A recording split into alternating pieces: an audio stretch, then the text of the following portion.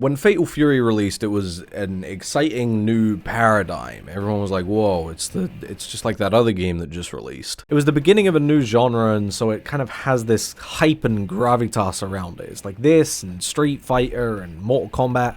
They're all OGs in a kind of way. Unlike those games, though, King of Fighters never really, kept around after the 90s. You got Fatal Fury, Real Bout Fatal Fury, Gaoru, which is actually just Fatal Fury in Japanese, and then after 1999, nothing happens. Instead, SNK, the company that makes these games, made King of Fighters instead, and it was kind of, Fatal Fury and King of Fighters are kind of the same thing.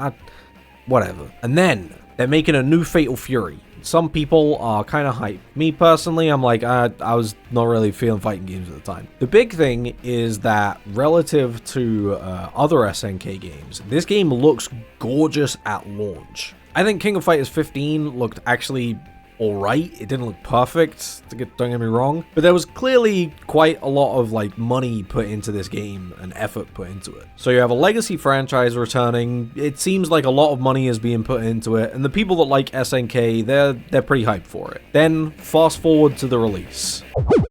It's not looking good. Now, before we go any further, I just want to make a couple of things really clear. This isn't about how many people are playing City of the Wolves. This number, 122 to 355, is a perfectly fine amount of players if you are already a seasoned fighting game player. This is plenty of players. And to prove it, Guilty Gear this is my game. This is the game that I love. If you're thinking of just playing Fatal Fury, just go and play Fatal Fury. This isn't what this video is about. This video is more about the amount of money that might have been spent on this game and might have made. And might is a very key word there. There is a lot of guesstimation here. I don't have any exact numbers. Nothing should be taken as fact. These are just educated guesses to look at a product and think about the amount of money that it's made, mostly for fun. This isn't me trying to tear down City of the Wolves. However, this is a pretty low player count for a game that had a lot of work put into it. And the thing is, the player count isn't necessarily representative of game quality. I don't personally like it, but it reviewed pretty well.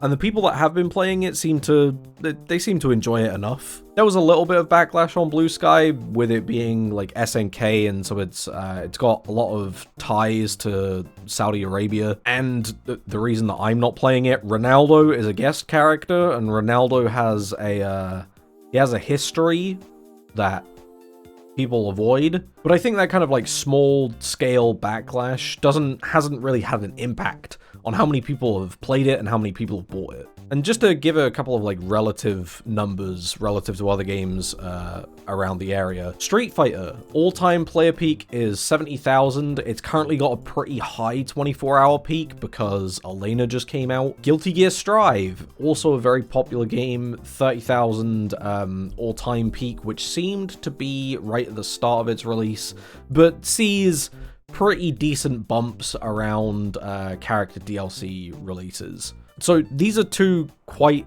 large scale releases. One of the closer player counts is actually Under Night. Now, not necessarily in terms of current player base, but in terms of all-time peak, City of the Wolves is closer to Under Night than it is to Guilty Gear Strive, and it's absolutely nowhere fucking near Street Fighter 6. The point is, the player count doesn't seem to be very high, especially if you consider the amount of people that have worked on the game. With 597 professional roles, you're looking at about 2 developers per 1 player that's currently on. It just doesn't line up. But this number right here can give us a bit of an indication as to how much this would have cost to make. So this information is a little bit outdated, but it roughly per developer on an annual salary is about 37,000.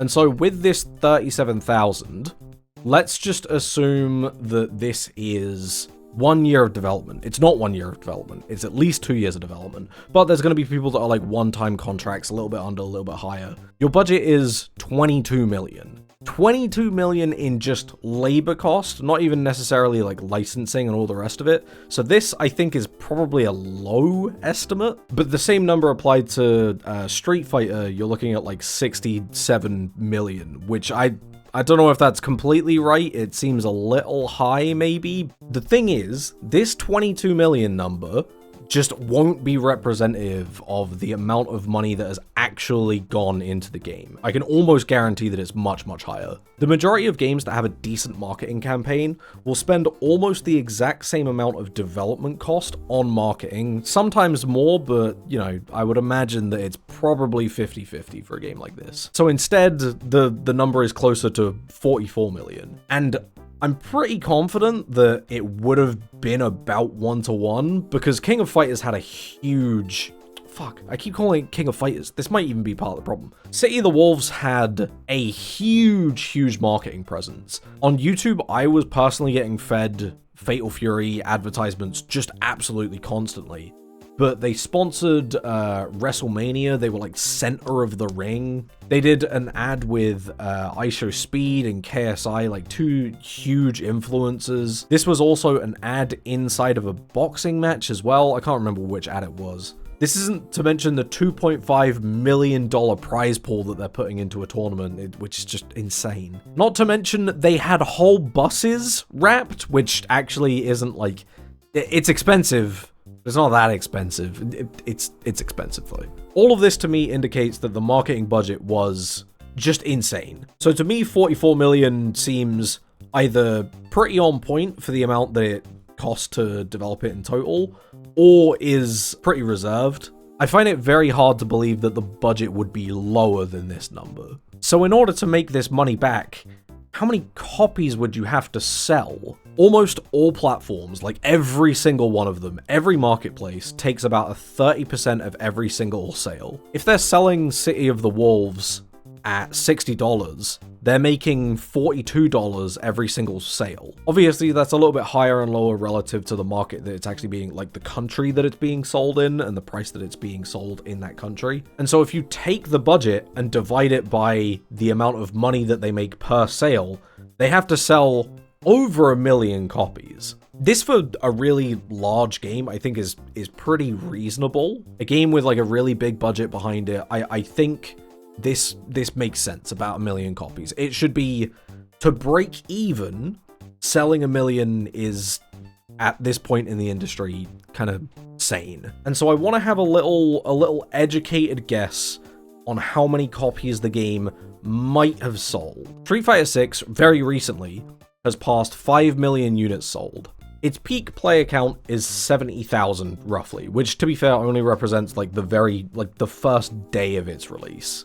Let's assume that the peak player count accounts for 5% of the people that have bought it on that platform specifically. So if you times it by 2, you get to 10%, and then you times that by 10%, you get 100% estimate of that market specifically. Then let's just keep multiplying until we get to roughly around the number that we know exists. So for Street Fighter 6, you have to multiply it by 3.5. For Guilty Gear Strive, you need to multiply it by 5. So your low end is multiplying it by 3.5, and your high end is multiplying it by 5. You could do this for a game like Tekken 7, and for Tekken 7, it would be... Tekken 7 sold, I think, 10 million? 10 million? Yeah, 10 million. Okay, so your really high end is multiplying it by 27. Fucking hell.